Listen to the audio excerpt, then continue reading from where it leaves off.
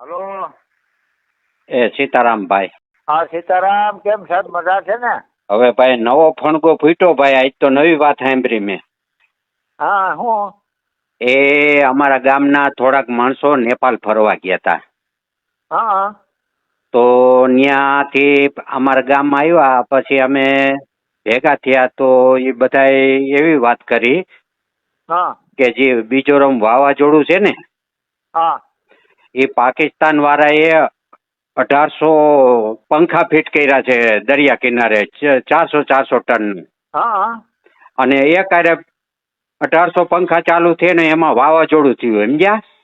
હા અને એનો ઘા આપણને અહીંયા ગુજરાતમાં લાગ્યો છે, ભારતમાં.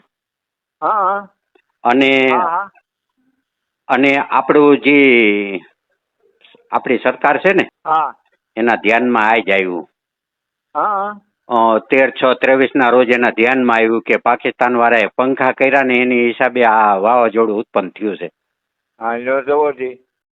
આપણી માથે તો કેવું કરે છે આ લોકો. હા કેવું કરે છે. હા હા અને હવે બધા એન્જિનિયરો ભેગા થઈ અને એવું નક્કી કર્યું હા કે ફરતે 150 કિલોમીટરમાં છે ને પંખા આપણે નાખી દઈએ એને સામે પંખા કરીએ એટલે વાવાઝોડું પાછું પાકિસ્તાનમાં વહી જાય. હા હા હા હા અને આપણે હા જવો તો ખરા.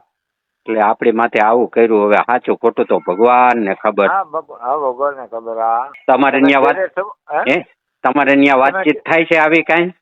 અને આવી હંસોડી નથી થતી એમ. તો અહીંયા આજ તો મને હવે ખબર પડી ને પછી મેં છે ને હા મકામ કર્યું કે હવે આ પાકિસ્તાન વાળાનું છે ને હવે આવી બન્યું છે. હવે બધા આપણે સંગઠન ભેગા થઈ હા હા અને એની ઉપર હુમલો કરી, સમજ્યા? દોકાન પાઇપ ને છર્યું ચાકલ કરવું પડશે.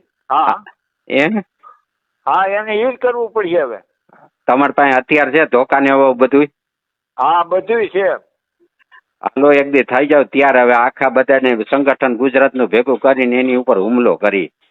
હા હા કરીએ. સરકાર કાંઈ નો સરકાર કાંઈ નહીં કરે, આપણે કરીએ. હવે આપણે કરીએ, સરકાર કાંઈ નહીં કરી શકે.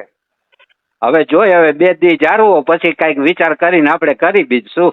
હા હા કરીએ. હા હા લાકડીયું બાકડીયું ઠેકા ઠેક ની ભેગી કરી રાખો, સમજ્યા? હા અરે પાર જ નથી. હા અહીંયા તો એ ત્યાર હોય જ એમ. હા આપણી માથે તો ન કરવાનું કરે છે આ લોકો.